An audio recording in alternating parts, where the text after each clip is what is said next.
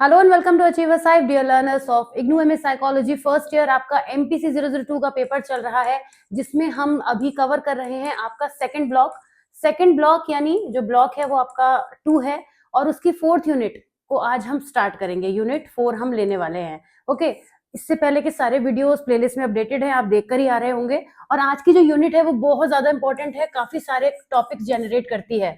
आप यहाँ जो कुछ भी पढ़ेंगे आज के वीडियो में वो आप चाहे क्लिनिकल साइकोलॉजी लें या काउंसलिंग लें, दोनों ही केसेस में आपको वो सभी टॉपिक्स रिपीट होंगे, आगे चल के उनकी भी जरूरत पड़ेगी। यहाँ से उनकी ग्राउंड अंडरस्टैंडिंग बनेगी, तो बहुत अच्छे से समझिएगा। अगर आप एजुकेशन की फील्ड में हैं, तो अगर आप टीचर हैं तो भी ये चीजें आपके काम आएंगी। अगर आप पेरेंट्स हैं तो भी ये सारी बातें आपको समझनी जरूरी है अपने बच्चे के लर्निंग फेज में उसको अंडरस्टैंड करने के लिए। तो कुल मिला के हर तरह से यूनिट बहुत ज्यादा इंपॉर्टेंट है। और एक बात मैं आपको यहाँ पे भी बता दूं, क्योंकि इस यूनिट में टोटल 18 पेजेस हैं लगभग, जैसे आप देख सकते हैं यहाँ पे। इस यूनिट को मुझे 2 पार्ट में स्प्लिट करना बहुत जरूरी है, क्योंकि एक में ये कंप्लीट नहीं हो पाएगी, बहुत लेंथी वीडियो हो जाएगा, और 2 में एवरेज वीडियो बनेगा जो कि मोर देन इनफ रहेगा। इस यूनिट में हम क्या क्या पढ़ेंगे मैं आपको क्विकली दिखा देती हूँ। सबसे पहले हम अंडरस्टैंड करेंगे एक्सेप्शनल चिल्ड्रन क्या होते हैं। जो लोग एजुकेशन की फील्ड से वो ऑलरेडी टॉपिक को जानते हैं, पर हर कोई तो एजुकेशन की फील्ड से नहीं है, तो मैं इसको एक्सप्लेन करूंगी कि एक्सेप्शनल चिल्ड्रन क्या होते हैं। लर्निंग डिसेबिलिटीज क्या होती हैं, बच्चे के लर्निंग के फेस में कुछ डिसेबिलिटीज देखने को मिलती हैं, वो क्या क्या होती हैं स्पेसिफिकली। और ये भी आपको मैं बता दूं, अगर आप एजुकेशन की फील्ड में हैं तो इस टॉपिक से कॉम्पिटिटिव एग्जामिनेशन में बहुत टॉपिक बनते हैं। इसी टॉपिक से और भी कॉम्पिटिटिव एग्जामिनेशन में टॉपिक बनते हैं। मतलब मैंने जब आपसे ये बोला कि यूनिट इंपॉर्टेंट है, तो मान लीजिए ये यूनिट वाकई बहुत इंपॉर्टेंट है हर तरीके से। यहाँ जो भी आप जानेंगे वो आपके किसी ना किसी फॉर्म में जरूर काम आएगा, अगर आप एक बार पढ़ रहे हैं तो। लर्निंग डिसेबिलिटी के बाद हम मेंटल रिटार्डेशन को समझेंगे। वैसे मेंटल रिटार्डेशन जो है इसके अंदर एक सब टॉपिक होता है, लेकिन उसको अलग से समझना बहुत जरूरी है, तो उसको थोड़ा फोकस किया गया है। उसके बाद देखिए एडीएचडी, जिसके बारे में बहुत बात होती है, आप हमेशा सिलेबस में इसको देखते हैं, इसके बारे में यहाँ बहुत अच्छे से बात होगी। फिर कुछ और चीजें हम आगे पढ़ेंगे, लेकिन ये हमारा पार्ट रहेगा सेकंड वीडियो का। आज के वीडियो में हम 2 ही टॉपिक कवर करने वाले हैं, एक तो लर्निंग डिसेबिलिटी और दूसरा मेंटल रिटार्डेशन। दोनों कनेक्टेड भी हैं। तो चलिए अब बिना किसी डिले के इस यूनिट को बिगिन करते हैं, जिसमें सबसे पहले हम एक्सेप्शनल चिल्ड्रन को समझेंगे। इसका जो इंट्रोडक्शन है आप पढ़ सकते हैं, आप अंडरस्टैंड कर लेंगे। वैसे ये सभी चीजें आप प्रीवियस वीडियो में पढ़ते आ रहे हैं। एक चीज और बता दूं कि ये हम पढ़ रहे हैं development during early school years. ये बात तो हर उसमें मैं आपको मेंशन कर रही हूँ। इस पूरे ब्लॉक में हम 6 से 11 ईयर्स के बच्चों में होने वाले जो भी डेवलपमेंटल चेंजेस होते हैं उनको स्टडी कर रहे हैं। और स्कूल टाइम पर बच्चे किस तरह से चीजों को यहाँ पर देखते हैं, क्या क्या उनमें डिसेबिलिटीज नोटिस में आती हैं, पढ़ाई की वजह से आती है। जब बच्चा पढ़ता है, कोई कमी दिखती है, तो पता चलता है कि बच्चे के अंदर ये प्रॉब्लम है। तो ये सब इस फेज की बात हो रही है। ओके, इसको हम समझेंगे। ऑब्जेक्टिव्स क्या है हमारे, वही सब जो टॉपिक है वो हमें कवर करने हैं, वही हमारे हैं।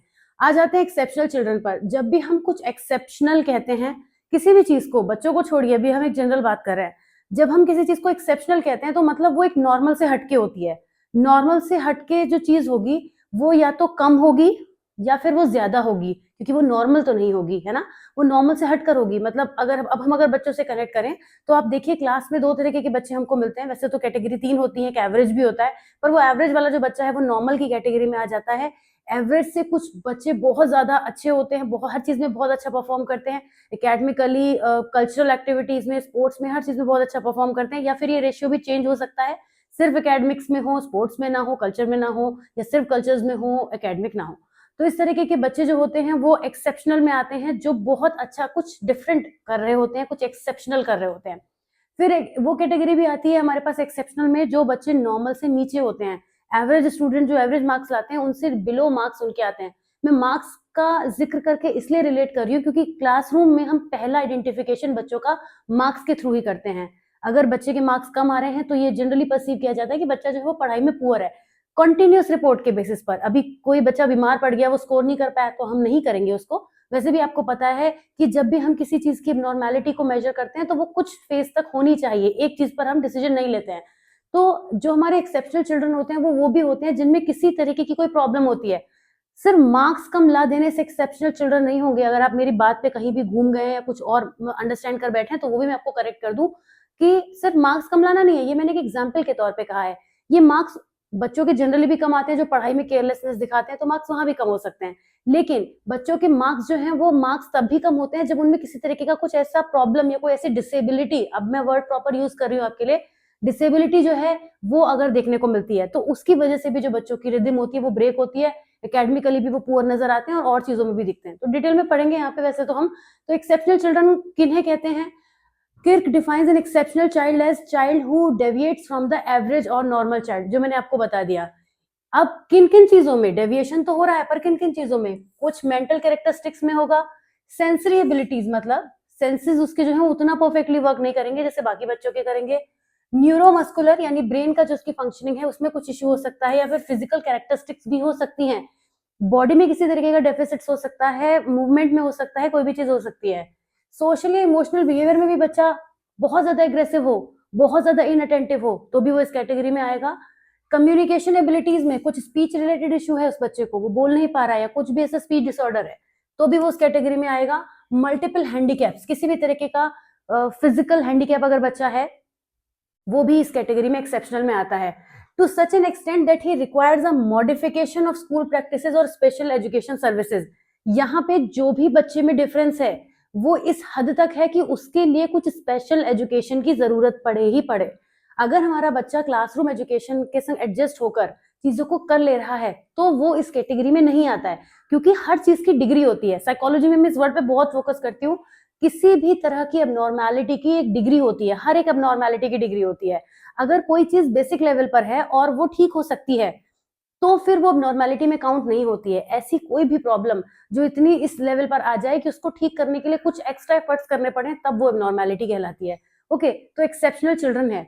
एक्सेप्शनल चिल्ड्रन इस तरह से हम समझते हैं। अब हम इस डेफिनेशन से क्या क्या समझ पा रहे हैं? Exceptional children can not profit from the regular school program. उनके लिए हमने कहा कुछ स्पेशल चाहिए, तो वो स्पेशल मेथड्स चाहिए, स्पेशल मटेरियल चाहिए, टीचिंग मेथड्स हो सकते हैं। Exceptionally the exceptionality may be due to problems in vision, hearing, perceptual, motor। ये तो बात हम ऑलरेडी भी कर चुके हैं, लेकिन इस तरीके के हमें उसमें रीजन देखने को मिलते हैं। ये हमने समराइज किया ऊपर वाली बात से। एक्सेप्शनैलिटी एज अ पॉजिटिव डायमेंशन, जिसको हम गिफ्टेड और टैलेंटेड चिल्ड्रन भी कहते हैं, मैंने आपको पहले ही बताया था। और एक नेगेटिव डायमेंशन है जिसमें हम किसी भी तरीके का डेफिसिट्स देखते हैं बच्चों के अंदर। There is another group of children referred as children at risk. Such children have no learning disability, but they are at a risk to develop it later. The risk factor may be caused by condition during birth, nurturing or environment। ऐसे बच्चे जो होते हैं वो border को touch करते हैं, मतलब रिस्क पे होते हैं, वो हो सकते हैं अगर उनकी तरफ ध्यान ना दिया जाए। इसको मैं एक बहुत अच्छे एग्जाम्पल से आपको समझाती हूँ कि ऐसा बच्चा जो पढ़ाई में ठीक ठाक था और उसने पढ़ाई में ध्यान नहीं दिया। अभी मैं पढ़ाई का एग्जाम्पल ही लूंगी क्योंकि और बहुत बातें आगे आनी है तो आप समझेंगे। उस बच्चे ने पढ़ाई पे ध्यान नहीं दिया, उसने ऐसे एनवायरनमेंट में वो कनेक्ट होता चला गया, बच्चों के साथ और चीजों में लगने लगा, गलत काम करने लगा, तो वो बच्चा क्या है धीरे धीरे अपनी पढ़ाई से छूटता जाएगा और हम उसका जो ग्राफ है वो डिके होता हुआ देखेंगे। ऐसे केस में जो बच्चा है वो किस कैटेगरी में आ रहा है? यहाँ पे वो धीरे धीरे रिस्क की तरफ जा रहा है, क्योंकि वो उस कैटेगरी में पहुंच सकता है जहां से उसके अंदर प्रॉब्लम आ सकती हैं। ओके, आगे बढ़ते हैं। स्पेशल एजुकेशन क्या होती है? स्पेशल एजुकेशन वो होती है जो स्पेशल चिल्ड्रन को देने की रिक्वायरमेंट होती है, और स्पेशल या एक्सेप्शनल दोनों ही बातें एक ही हैं। हम एक्सेप्शनल बच्चे जो होते हैं उनको जब हम कोई एजुकेशन देते हैं जिसमें हमारे टीचिंग मेथड्स डिफरेंट होते हैं नॉर्मल बच्चों से, जिसमें हमारा टूल्स यूज जो होते हैं, मेथड्स जो होते हैं, हर चीज बहुत यूनिक और डिफरेंट होती है as per the need of the child. मैं आपको एक और एग्जाम्पल से कनेक्ट कर देती हूँ। यहाँ पे क्लास में कई बार बच्चे ऐसे होते हैं जो हम कुछ भी करा रहे हैं वो बहुत आगे चलते हैं, या तो वो ट्यूशन में पढ़ चुके होते हैं, क्योंकि माइंड शार्प होता है, फटाफट कर लेते हैं चीजों को। तो ऐसे बच्चों के संग हम कैसे क्या डील करते हैं? हम उन्हें कुछ ना कुछ चीजों में एंगेज करते हैं। भाई अगर बच्चे ने सम्स कर लिए हैं, 5 सम्स हमने क्लास में दिए, उसने 1 मिनट में कर लिए, बाकी बच्चे 20-25 मिनट तक कर रहे हैं, उसने 2-4 मिनट में कर लिए, तो अब हम बाकी टाइमिंग में उसको क्या करेंगे? उसको सिमिलर सम दे देंगे और कुछ डिफिकल्ट लेवल दे देंगे जिससे बच्चा एंगेज रहे, वो खाली ना बैठे, और दूसरी बात उसकी मेंटल एक्टिविटीज का भी यूज होता रहे। वो जो पढ़ने में शार्प है तो वो चीज हो उसके साथ में। तो ये जो हम एडिशनल उस बच्चे के लिए कर रहे हैं ना, टैलेंटेड के लिए, यही क्या है? स्पेशल एजुकेशन का एक छोटा सा एग्जांपल है। ये प्रॉपर स्पेशल एजुकेशन नहीं कहेंगे, ये एक एग्जांपल है। अब स्पेशल एजुकेशन कौन कौन से स्टूडेंट्स को प्रोवाइड की जाती है? ये जो ग्रुप है आप देख रहे हैं, ये किसी भी तरीके की डेफिशिएंसी को दिखाता है, और ग्रुप बी में तो एक ही कैटेगरी है, गिफ्टेड या talented.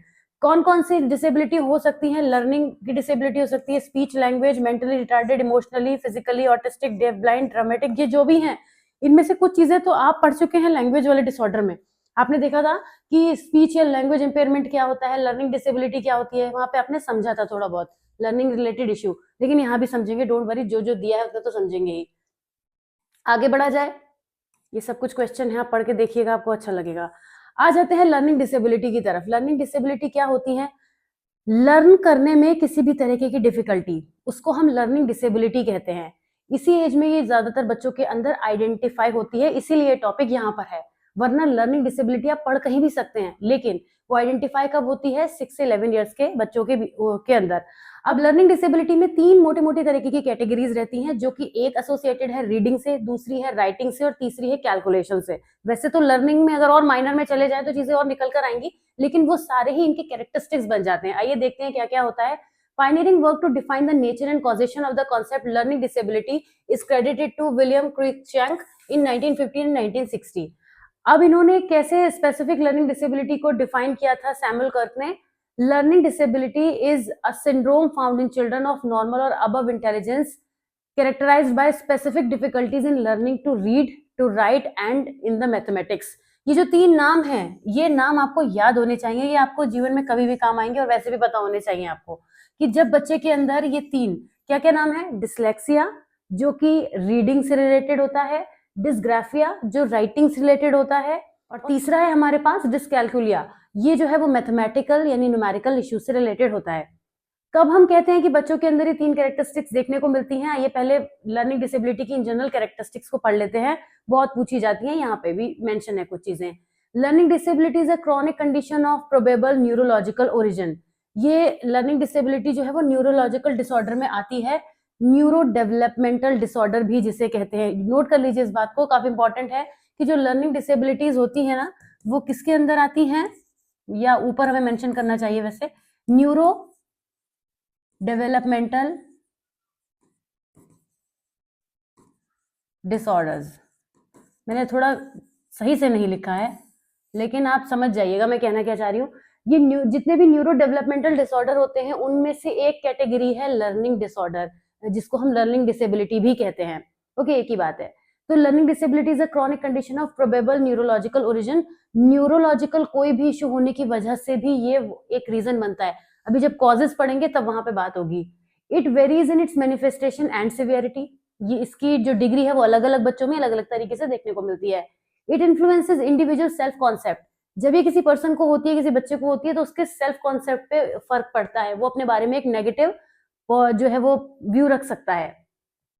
It primarily excludes other disability categories. इसमें शुरुआत में जो हम नोटिस करते हैं, क्योंकि अपने आप में स्पेसिफिक है, तो और कैटेगरीज इन्वॉल्व पहले नहीं करता है।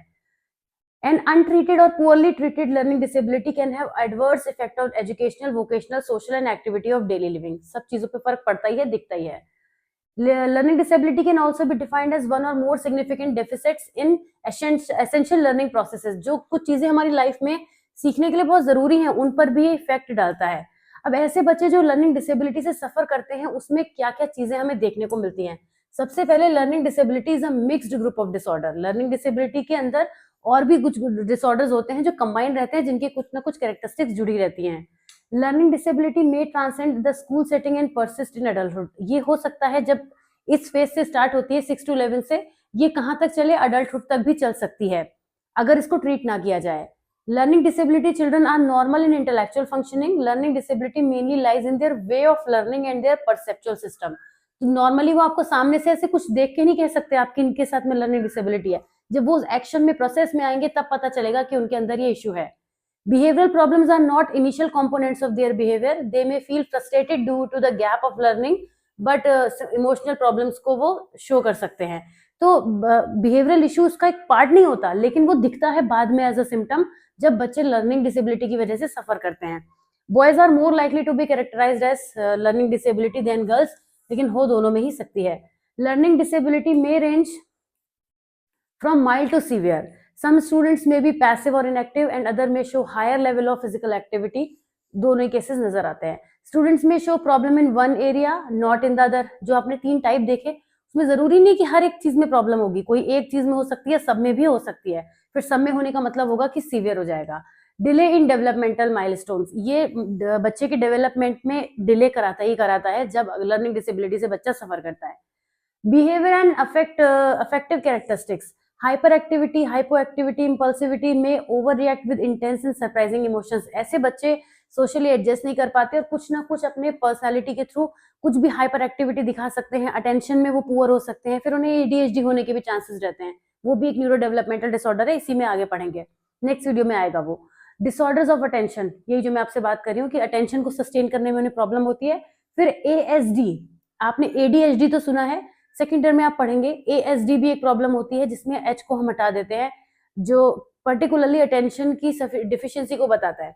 ओके, परसेप्चुअल मोटर इम्पेयरमेंट, बच्चों के परसीव करने की प्रॉब्लम में भी, परसीव करने के जो भी स्टेप्स होते हैं उनमें भी प्रॉब्लम देखने को मिलती है कि वो चीजों को सही से समझ ही नहीं पा रहा है, उसे जो बताया जा रहा है वो रिसीवर ही उसका प्रॉब्लम कर रहा है। तो इस तरीके के इम्पेयरमेंट्स भी देखने को मिलते हैं।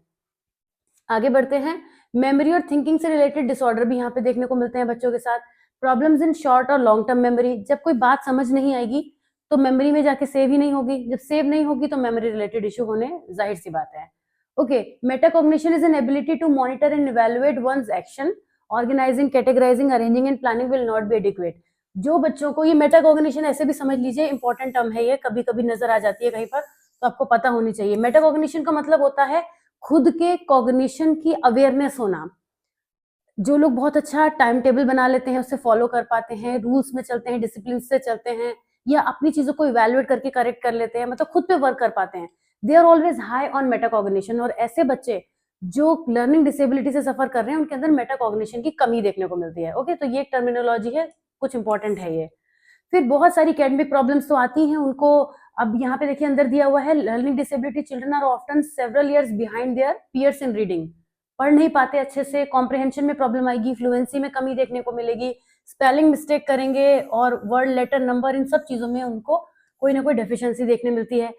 Dyslexia is characterized by serious reading problem, reading से एसोसिएटेड है। स्टूडेंट्स में have problems identifying words and understanding what they read, अक्षर को ना पहचान पाना, किसी लेटर को रिकॉग्नाइज ना कर पाना, वर्ड को ना पढ़ पाना, प्रोनाउंसिएशन रिलेटेड इश्यू होते हैं, सब कुछ रीडिंग से रिलेटेड होते हैं। Written language problem include poor hand writing, spelling, sentence structure and composition skills. जब राइटिंग से रिलेटेड इश्यू आता है, वहां पे जो हमारा डिसलेक्सिया के बाद क्या आता है, डिसग्राफिया। डिसग्राफिया में बच्चों को इस तरीके की प्रॉब्लम आती है, मतलब ग्राफिकल कुछ लिखना, ग्राफ को हम क्या करते हैं, बनाते हैं ना, तो वो लिखने से एसोसिएटेड हो जाता है। फिर डिसकैलकुलसिया में फिर आता है मैथमेटिकल रिलेटेड, जहां पे बच्चे नंबर्स को नहीं पहचान पाते या बेसिक कैलकुलेशन में बहुत ज्यादा लैग करते हैं। ओके, आगे बढ़ते हैं। Disorders of speech and learning speech sounds, ये सब इश्यू भी होंगे। जहां पर लैंग्वेज रिलेटेड इश्यू आएंगे वहां साउंड रिलेटेड भी आएंगे, बच्चे वर्ड्स को नहीं पहचान पा रहे हैं तो उस हिसाब से स्पीच में इश्यू आएंगे, बहुत सारी चीजें लैंग्वेज रिलेटेड नजर आएंगी। और इसके अलावा कुछ सेंट्रल नर्वस सिस्टम के साइंस भी होते हैं जो बायोलॉजिकल होते हैं, वो भी प्रॉब्लम होती है।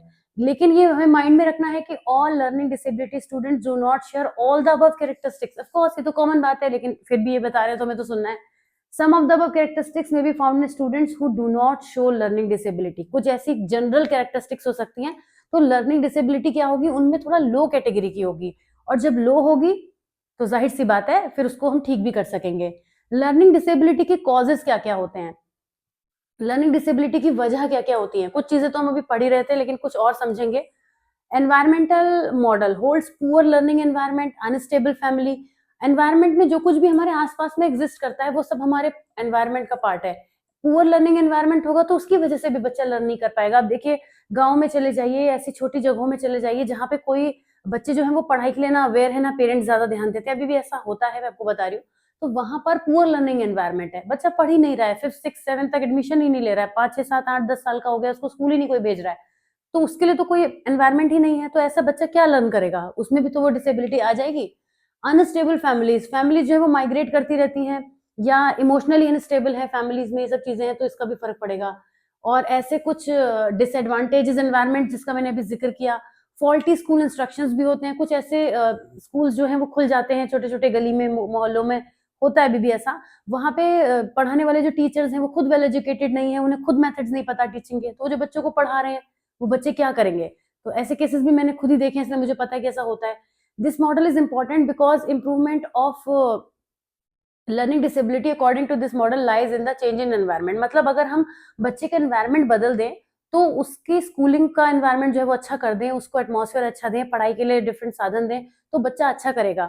अगर आपने यूरी ब्रॉनफ्रेंड ब्रैनर का मॉडल पढ़ा है डेवलपमेंट का, जो कि मैंने भी शायद इस सीरीज में पढ़ा है, मैं तो खुद भी पढ़ा के भूल गई कि मैं पूछ रही हूँ आपसे कि आपने पढ़ा है। अगर मैंने खुद पढ़ा है तो मुझे बोलना चाहिए कि आप पढ़ के आए हैं।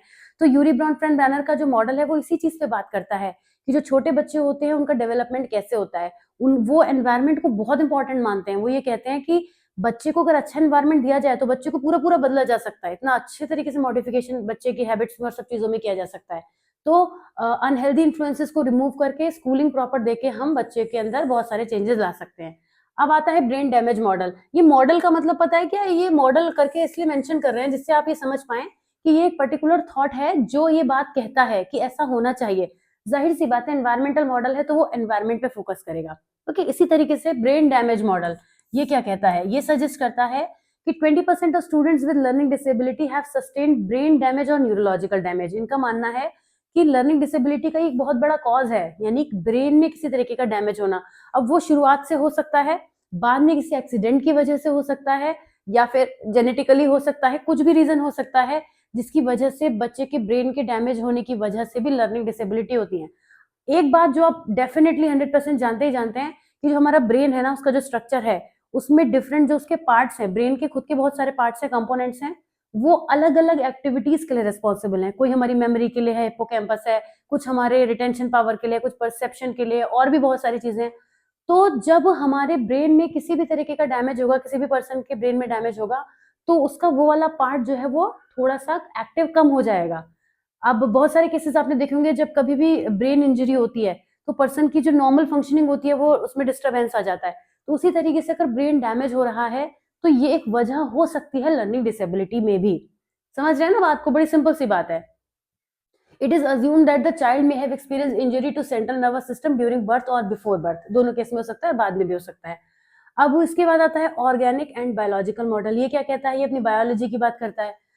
इसको भी हाईलाइट कर लेते हैं। ये मॉडल ये कहता है कि chemicals used in food colouring and flavouring substances, imbalances in neurotransmitters and vitamin deficiency could cause learning development. ये ऑर्गेनिक और बायोलॉजिकल रीजंस मानते हैं कि ये भी वजह हो सकती है जिसकी वजह से लर्निंग डिसेबिलिटी हो जाए। आप आगे चल के एडीएचडी में पढ़ेंगे कि जो फूड के कलर्स होते हैं ना, वो एडीएचडी करने में कितना बड़ा रोल प्ले करते हैं। अब आपकी बुक में है या नहीं है, लेकिन मैं जरूर आपको बताऊंगी अपनी तरफ से। डेवलपमेंटल और maturation unpreparedness for certain task is also believed to underlie some LDs। Genetic model ये कहता है कि ये चीजें जेनेटिकली भी होती हैं, जो भी हमने और भी बात की थी, मैंने वहां कनेक्ट कर दिया था, आप स्पेसिफिकली अलग भी लिख सकते हैं। जेनेटिक मॉडल जेनेटिक की बात करता है कि अगर ये जो प्रॉब्लम है वो ट्रांसफर भी होती है, पास ऑन भी होती है। Causes of learning disability may be embedded in the child as well as the environment and may be complicated by organic, genetic और biological। तो ये सब रीजन हमने पढ़ लिए हैं। अब identification process of learning disability, कैसे पहचाने कि लर्निंग डिसेबिलिटी हो रहा है, ये किसी भी हमें नजर आ रहा है, कैसे हम करेंगे?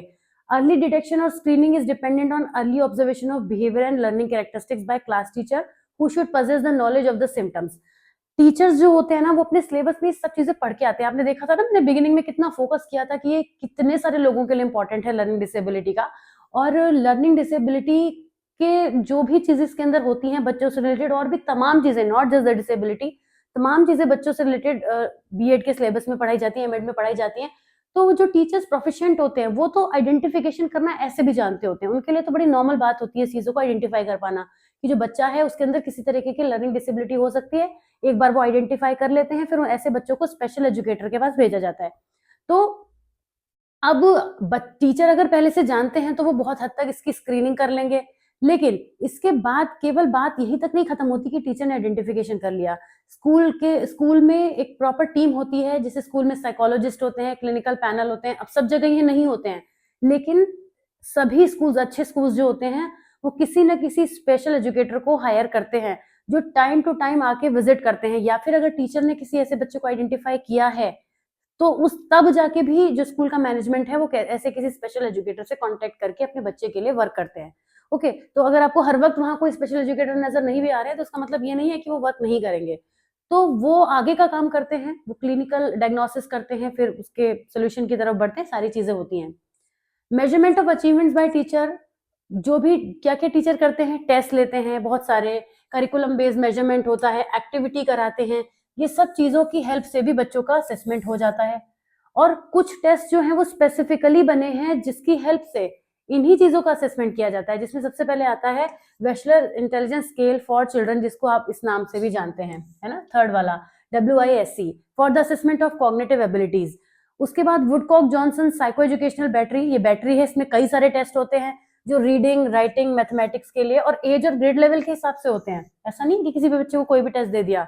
और क्योंकि आप एक बात सोचिए, अगर 8th क्लास के बच्चे को 3rd क्लास के बच्चे का देंगे टेस्ट करने के लिए, तो कर ही लेगा, मतलब बहुत ज्यादा बॉटम पे होगा तब भी कर लेगा। तो इस वजह से एज और ग्रेड लेवल के हिसाब से होते हैं। इस तरीके से कुछ टेस्ट होते हैं जिनके हेल्प से हम ये पता कर पाते हैं। अब बात आती है रेमेडियल प्रोग्राम की। मैंने कुछ कुछ बातें तो जिक्र करी कि कैसे रेमेडियल होती हैं, लेकिन और इन्होंने स्पेसिफिकली पूछा है। तो कई बार इंडिविजुअलाइज्ड टीचिंग प्रोग्राम यूज किए जाते हैं। इंडिविजुअलाइज्ड टीचिंग प्रोग्राम का मतलब हो गया as per the need of the child. मान लीजिए किसी क्लास में 3 बच्चे जो हैं वो आइडेंटिफाई हुए, सारे सेक्शंस को मिला के 3 इंटेलेक्चुअली डिसेबल्ड बच्चे हुए। अब ये तो पॉसिबल नहीं है ना, तीनों के सेम सिम्टम्स होंगे, तीनों की सेम कैटेगरी होगी, तीनों को डिसलेक्सिया होगा, ऐसा तो नहीं हो सकता। हर बच्चे के अलग अलग सिम्टम्स होंगे, प्लस डिग्री भी अलग अलग होगी। एक बच्चे को बहुत सीवियर हो सकता है, दूसरे को नॉर्मल भी हो सकता है। अब ऐसे में हम उनके लिए इंडिविजुअलाइज टीचिंग प्रोग्राम यूज करेंगे। हर बच्चे की नीड के हिसाब से अलग अलग तरीके से टीचिंग होगी और उसके उनके लिए रीडिंग, राइटिंग, मैथ्स, ये सारी चीजें होंगी। पर अब कौन कौन से मेथड्स यूज होंगे इन जनरल, जो कि सभी के लिए अलग अलग डिग्री रखेंगे। सबसे पहले डायरेक्ट इंस्ट्रक्शन। डायरेक्ट इंस्ट्रक्शन का मतलब क्या होता है कि हम बच्चे को this is a highly structured and organized teaching strategy which is started after the analysis of learning problem. अगर हमें ये पता चल रहा है कि बच्चे के अंदर कोई प्रॉब्लम इस तरीके की आ रही है, तो उसको हम क्या करते हैं, स्पेसिफिक टास्क देते हैं जिसको वो फॉलो करता है और करता जाता है। It is carried on in steps with clear goals to be achieved at each step. Feedback and corrections are used and shown to affect children's participation and performance positively. उसके बाद हम डेटा इंटरप्रिटेशन करते हैं और cognitive instruction को use करते हैं और उसके बाद बच्चे के साथ में देखते हैं। मतलब एक सिस्टमेटिक प्लान चलता है जिसमें हमारा जो बच्चा है वो हमारे लिए एक सब्जेक्ट है और वो कितना प्रोग्रेस कर रहा है उसके एक एक डेटा को हम नोट करते हैं, प्रॉपर तरीके से उस पर वर्क करते हैं। मल्टी सेंसरी इंस्ट्रक्शनल स्ट्रेटेजीज, ये क्या हाईलाइट करती हैं, learning by seeing, hearing, touching and movement. अगर किसी बच्चे के संग सेंसरी इश्यूज ज्यादा हो रहे हैं तो फिर उस चीज पे ही वर्क किया जाएगा, क्योंकि ये भी एक तरीके का इंडिविजुअलाइज्ड प्लान ही है। लेकिन यहाँ पे हम, क्योंकि इसके अंदर टाइप में ही आ रहा है ऑफ कोर्स, तो ये हम समझेंगे। स्टडी स्किल ट्रेनिंग और मेटाकॉग्निटिव स्किल्स, इसमें क्या होता है, बच्चे के अंदर, बच्चे को डिफरेंट स्टडी से रिलेटेड जो भी इश्यूज हैं उस पर वर्क किया जाता है, कोर्स मटेरियल इजी कर लिया जाता है, कुछ चीजें और सिंपलर लेवल पर लाकर समझाई जाती हैं। सोशल स्किल ट्रेनिंग, अगर बच्चे के अंदर सोशल इश्यूज आ रहे हैं, वो जो भी ऐसा बिहेवियर एग्जिबिट कर रहा है जो ठीक नहीं है, तो ऐसे केस में उसको हम सोशल स्किल ट्रेनिंग देते हैं, जो कि इसी चीज पर बेस्ड होती है कि उसको हमें उसी डायरेक्शन में देखना है। Inclusion strategies are the provisions by state and national authorities, and students with learning disability should be educated with non-disabled students of their age. Additional instructional resources can be used, जो हम पढ़ाते वक्त बच्चों को general classroom में use कर सकते हैं। इंक्लूजन स्ट्रेटेजी मतलब ऐसी कोई भी स्ट्रेटेजी इंक्लूड करना क्लासरूम के अंदर जिसकी हेल्प से हम उन चीजों को इजी कर सके, सिंप्लीफाई कर सकें। Peer mediated instruction and computer assisted instructions, ये भी कुछ और मेथड्स हैं जिसमें it is extremely important that the classroom teacher and school psychologist should be sensitive to the problem and needs of such children. बच्चों को जो है वो बच्चों की ही हेल्प से चीजों को इजी करें। ओके, तो आ जाते हैं अब हम नेक्स्ट टॉपिक पे। कहाँ तक मैं पहुंच गई हूँ, कितनी देर हो गई, मुझे कुछ आइडिया नहीं है। आज मैं इतना लॉस्ट हूँ इस टॉपिक में कि मुझे बहुत ज्यादा मजा आ रहा है आप लोगों को पढ़ाने में। मुझे ब्रेक की भी रिक्वायरमेंट फील नहीं हुई। अभी लगभग हमारा 30 मिनट्स हो गए हैं, थोड़ा कम है 1-2 मिनट, और बिल्कुल नहीं पता चला मैं कब से पढ़ा रही हूँ। बहुत अच्छा लग रहा है मुझे, बहुत मजा आ रहा है। मेंटल रिटार्डेशन, मेंटल रिटार्डेशन क्या होता है, इसका दूसरा नाम पहले जान लीजिए और नोट कर लीजिए। मेंटल रिटार्डेशन जो है वो अब जाना जाता है इंटेलेक्चुअल, मैं बड़ा आराम से लिखूंगी, स्पेलिंग भी सही लिखूंगी, जल्दबाजी नहीं करूंगी। इंटेलेक्चुअल डिसेबिलिटी, ये इसका नया नाम है और एक्सेप्टेड नेम है, अब इसी नाम से इसको जानते हैं। ओके, मेंटल रिटार्डेशन भी आप यूज कर सकते हैं, प्रॉब्लम कुछ नहीं है, लेकिन इसका दूसरा नाम इंटेलेक्चुअल डिसेबिलिटी है। और दूसरी बात ये भी समझ लीजिए कि ये दोनों अलग नहीं है, एग्जैक्ट एक ही बात है, नाम है, जो घर का नाम बाहर का नाम, उस तरीके से। तो अब मेंटल डिसेबिलिटी को हम आइडेंटिफाई कैसे करते हैं, ये सब कुछ समझने से पहले मैं आपको एक चीज समझा दूं। जो इंटेलेक्चुअल डेफिशिएंसी होती है, इसका मतलब क्या होता है, इंटेलेक्चुअल में यानी बच्चे की कॉग्निटिव एबिलिटीज में डेफिशिएंसी होना, कमी होना। जब भी इंटेलेक्चुअल लेवल पे बच्चे के अंदर कमी होगी, वो क्या क्या नहीं कर पाएगा, आप सोचिए इस बात को, क्या क्या नहीं कर पाएगा। सबसे पहले वो एकेडमिक्स में पुअर होगा, उसके अलावा वो और भी बहुत सारी चीज़ों में पुअर हो सकता है, सोशल लेवल पर हो सकता है, इमोशनल लेवल पर बड़ा वीक होगा। ऐसा बच्चा जो है वो दोस्त नहीं बना पाएगा, थोड़ा इंट्रोवर्ट टाइप का हो सकता है, और भी ऐसे बहुत सारे सिम्पटम्स हो सकते हैं उसके अंदर जो नॉर्मल बच्चों से कम होंगे। लेकिन हम कैसे पता करेंगे कि बच्चा इंटेलेक्चुअली डिसेबल्ड है? उसके लिए हम आईक्यू टेस्ट ऑर्गेनाइज करते हैं। बच्चे के ऊपर आईक्यू का टेस्ट किया जाता है। अब अगर बच्चे का जो आईक्यू है वो बिलो 70 आ रहा है, ओके, बिलो 70 आ रहा है, तब हम कहेंगे कि बच्चा इंटेलेक्चुअल डिसेबिलिटी को फॉलो कर रहा है, मतलब उसके अंदर वो प्रॉब्लम है। पर 70 इज द बॉर्डर लाइन। जो बच्चा 65, 68, 69, 70 इस स्कोर को दिखाता है, उस बच्चे के चांसेस हैं कि वो दीवार पार करके एक नॉर्मल बच्चों की तरफ आ सकता है, उसके हाई चांसेस हैं। लेकिन वो बच्चा जिसका जो स्कोर है वो बहुत नीचे है, 25 है, 20 है, वो उस लेवल पर है, वो इतनी सीवियर कंडीशन में है कि उसको ठीक करने में बहुत वक्त लगेगा, और इसके अलावा वो शायद ना भी ठीक हो सके। उसका जो रिटार्डेशन है, उसकी जो डिसेबिलिटी है वो बहुत एक्सट्रीम लेवल की है।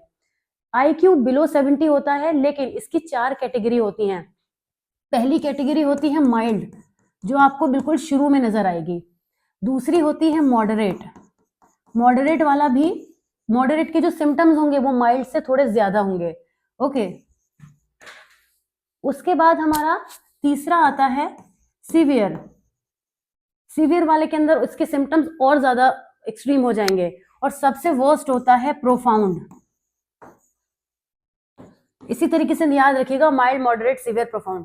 प्रोफाउंड वाले की जो वैल्यू होती है आईक्यू की, वो 25 से बिलो होती है, ओके। और सबसे अच्छा तरीका है, अगर आप याद रखना चाहते हैं कि किसमें कितना आईक्यू स्कोर है, तो हर एक में से 15 माइनस करते जाइए। 70 में से 15 माइनस करिए, कितना बचेगा? 55।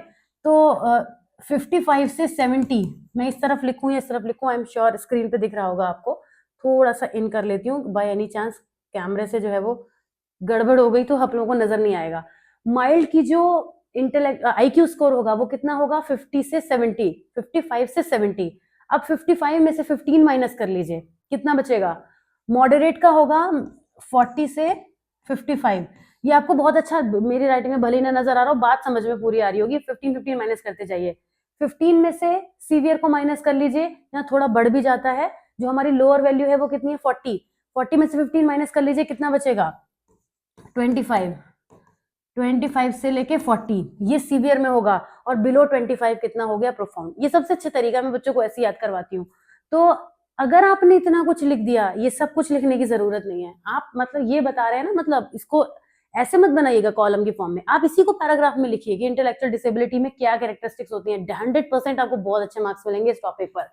तो जो भी लोग बिलो 70 आईक्यू दिखाते हैं स्टैंडर्डाइज आईक्यू टेस्ट पे, और उनके अंदर सिग्निफिकेंट डिफिकल्टीज भी होती हैं, वो सभी बच्चे मेंटल रिटार्डेशन की कैटेगरी में आते हैं।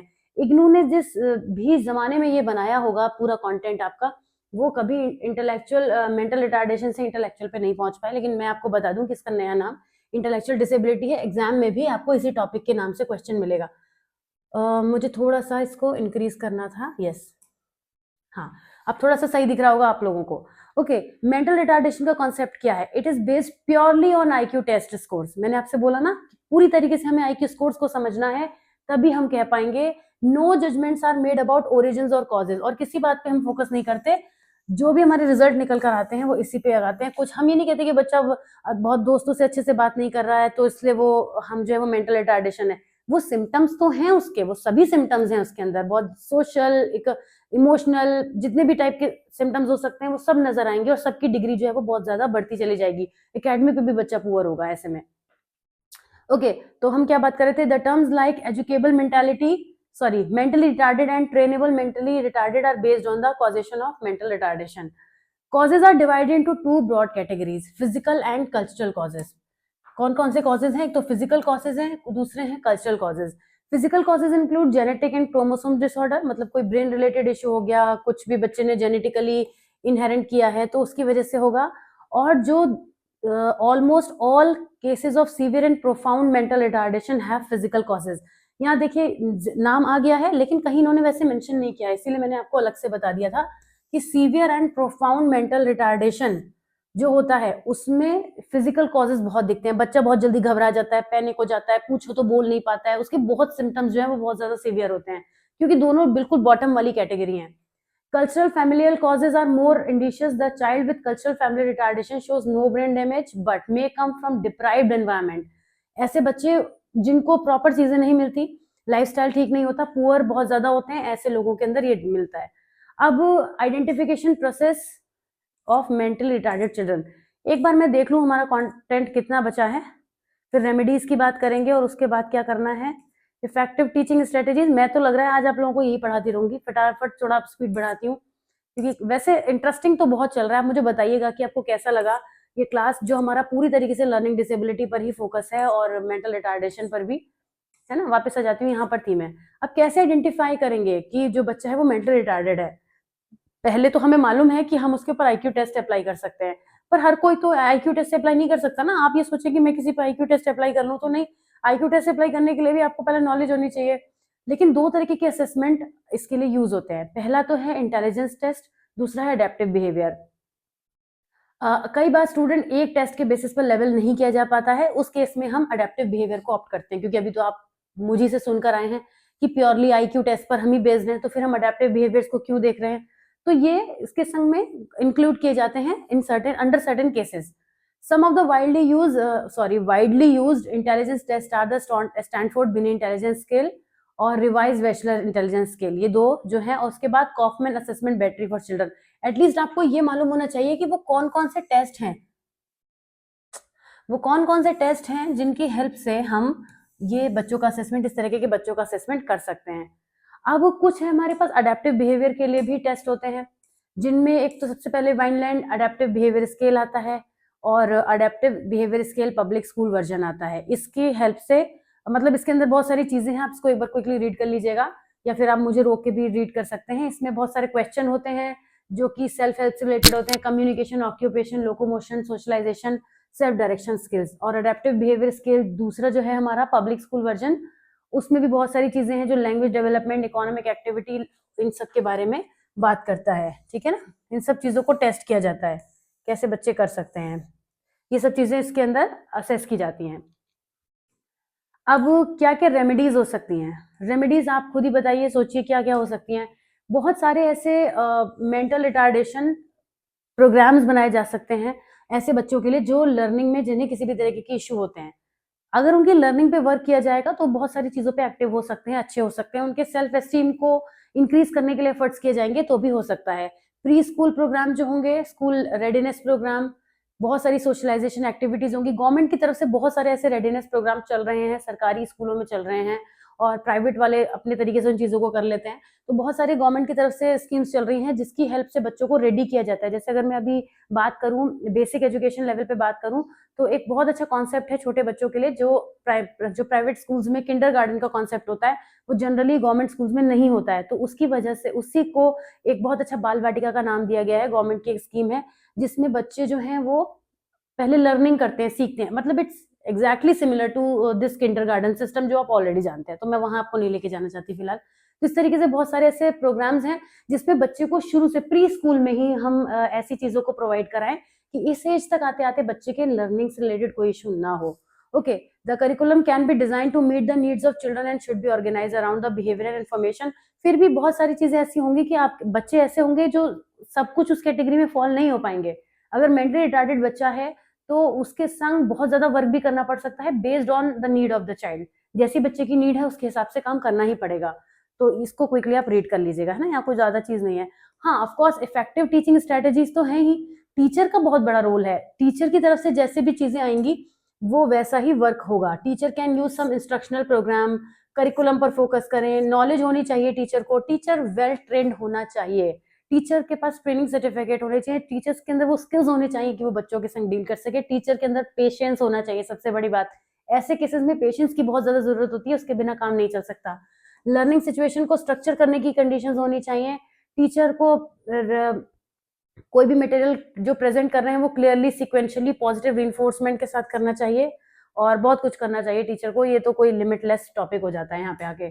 तो अगर आज के, अब ये हमारा नेक्स्ट वीडियो में कवर होगा। आपने खुद ही देख लिया कि 40-45 मिनट शायद हो गए होंगे और मैं इधर ही अभी तक यहाँ पर हूँ, तो नहीं कर सकते थे हम एक वीडियो में। और क्या मैं शॉर्ट करती, मैंने हर चीज तो आपको बहुत ही सफिशिएंसी के साथ बताई है, उसको ना बहुत ज्यादा करा है ना कम करा है। ये टॉपिक बहुत इंपॉर्टेंट है, अगले वीडियो में कवर करेंगे। और आज आपने देखा हर एक टॉपिक बहुत इंपॉर्टेंट था। एग्जाम में आए ना आए वो छोड़ दीजिए, हर चीज एग्जाम के लिए नहीं पढ़ते हम, लेकिन ये पूरी यूनिट आपको इंटरेस्टिंग भी लगी होगी और मेरे ख्याल से तो आपको बहुत मजा आएगा, क्योंकि मुझे खुद बहुत मजा आया। तो मैं मिलूंगी आपसे इसके सेकंड पार्ट में, और वीडियो को पूरा देखा आपने उसके लिए बहुत अच्छी बात है। मैं मिलती हूँ आपसे इसके नेक्स्ट पार्ट में। Till then take care of yourself, bye bye.